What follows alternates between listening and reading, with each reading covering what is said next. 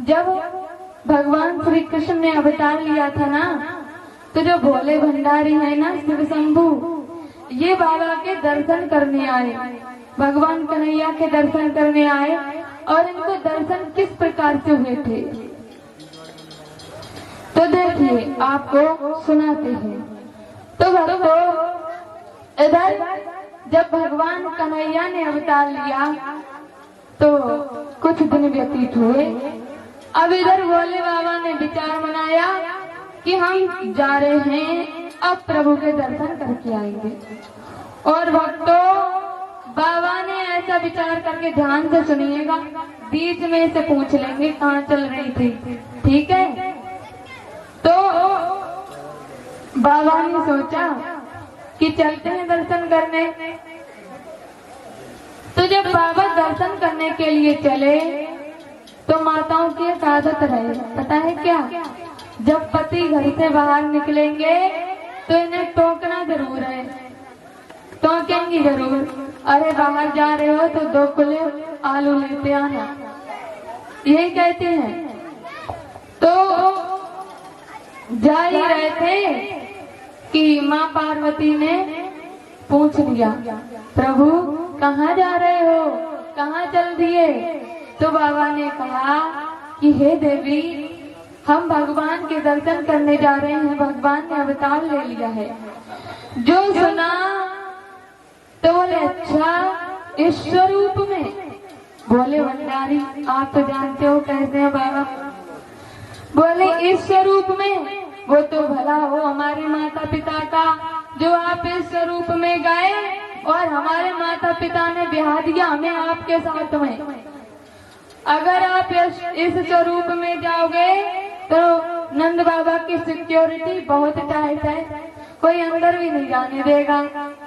बाबा सोचे कि बात तो सही कह रही है पार्वती, तो अब क्या किया जाए। तो सोचा एक काम करते हैं, स्वरूप को बदला जाए। अब बाबा ने क्या किया,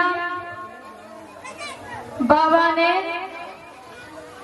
सब कुछ निकाला, एक कुर्ता पहना और पगड़ी लगाई सर पे, और जो गले में सर्प था उसे निकाल के रख ही रहे थे कि फुसफुसा करके उस सर्प ने बाबा से कहा, बाबा अगर बुरा न मानो तो एक बात कहें। बोले बिल्कुल कहो। तो कहा, बाबा हमने सुना है संतों के मुख से, संत महात्माओं के मुख से। क्या सुना है बेटा। बोले बाबा हमने सुना है कि भगवान के सामने जाओ तो जैसे हम हैं हमें वैसे ही जाना चाहिए। क्यों? क्योंकि वो तो भगवान है, उनसे थोड़ी ना कुछ छिपा हुआ है। तो उनके सामने कुछ भी दिखावा कर लो, उन्हें सब पता है तुम कैसे हो। तो उनके सामने जैसे हम हैं वैसे जाना चाहिए। बाबा कहने लगे, वाह मेरे चेले, आज तूने बहुत अच्छी बात कही, तूने बहुत अच्छी बात कही। अब तो हम जैसे हैं वैसे ही जाएंगे। ये पता नहीं मैं कैसे पार्वती की बातों में आ गया।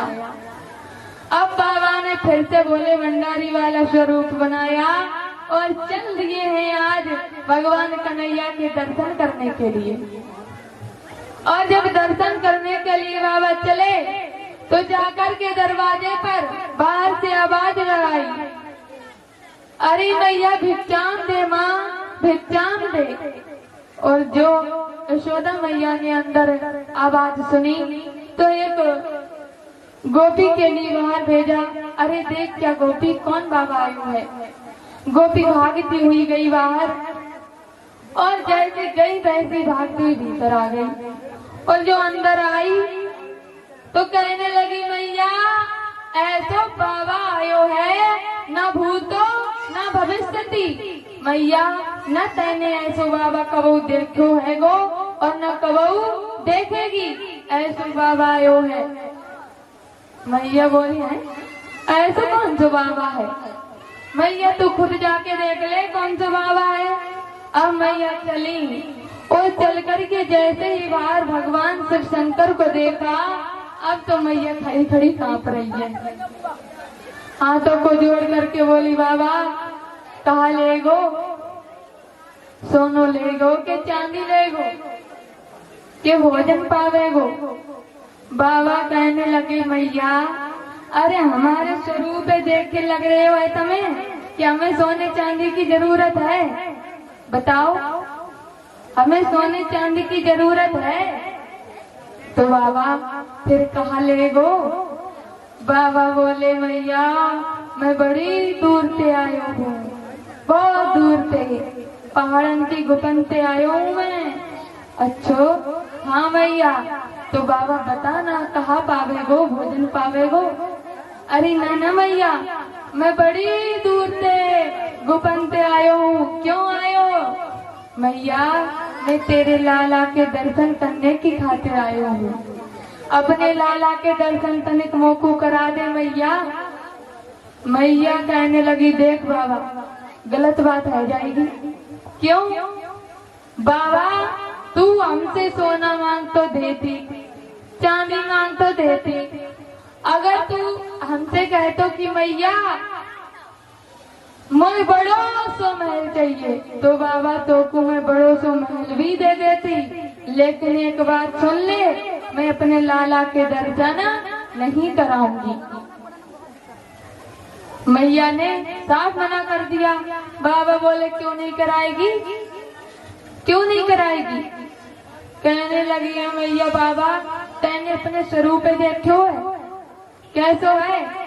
अगर मैंने तोको अपने लाला के दर्शन कराए और कहीं तेरे कोई सांप सपूरो मेरे लाला के ऊपर चढ़ गए हो तो मेरे 4 दिन को लाला है वो तो डर जाएगो। तेरे स्वरूप देख के मुझे 80 बरस की बढ़िया डर लग रहे हुए, मेरे 4 दिन छोड़ा की क्या हालत होगी? और भगवान कन्हैया से मन ही मन में बात की। बोले प्रभु हम आपके दर्शन करने आए हैं और आप अंदर छिप करके बैठ रहे हैं। अब भगवान कहने लगे हैं प्रभु अरे बाबा आपको अगर हमारे दर्शन करने ही थे तो थोड़े दिन बाद आ जाते। अब 4 दिन के हैं हम, कुछ नहीं कर सकते रोने के अलावा, कुछ नहीं। बाबा बोले बस यही कर दीजिए। क्या? आप रोना शुरू करिए। अब कन्हैया क्या करे, एक तरफ मैया दूसरी तरफ बाबा। बोले अच्छा ठीक है। अब हुआ ऐसा भगवान कन्हैया ने रोना शुरू किया।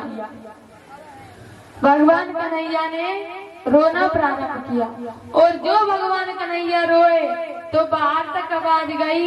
एक गोपी जो थी भागती हुई भीतर आई और बोली और आकर के बोली अरे मैया यशोदा देख लाला कब से रो रहे हो है? अरे तो को तू लागे छोरो भी पालू ना आवे देख।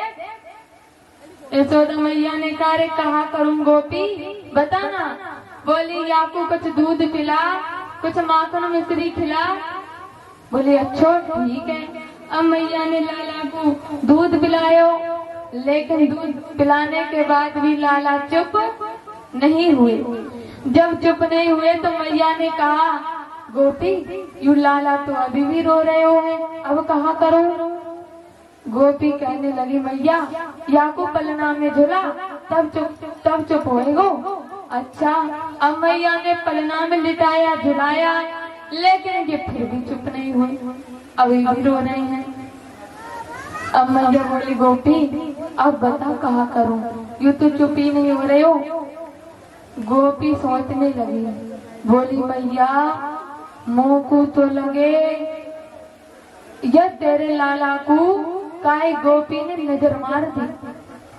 अच्छा हाँ मैया तेरे लाला को काई गोपी ने नजर मार दी, तो अब कहा करूं? नन्नो कहाँ है? जा रसोई से जाके राई और नून लेके आया कि नजर उतार। अच्छा अब मैया गई रसोई और जाकर के लेकर के आई है और आकर के लाला की नजर उतारी, अलाने की, फलाने की, अड़ोसन की, पड़ोसन की, सब मेरे लाला के ऊपर से उतर गई।